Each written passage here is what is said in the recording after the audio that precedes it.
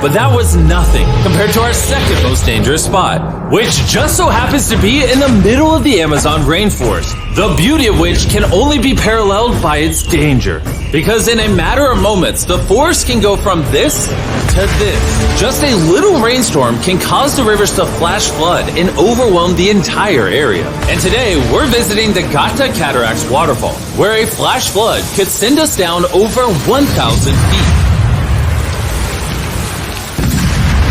to our watery grave. And to join me on this cloudy day, how about these guys? You'll remember Hayes, he spent 70 days in the wilderness, and Bailey spent 100 days trapped together in a cube. What we're about to do seems more up his alley. They said the chance of death is low.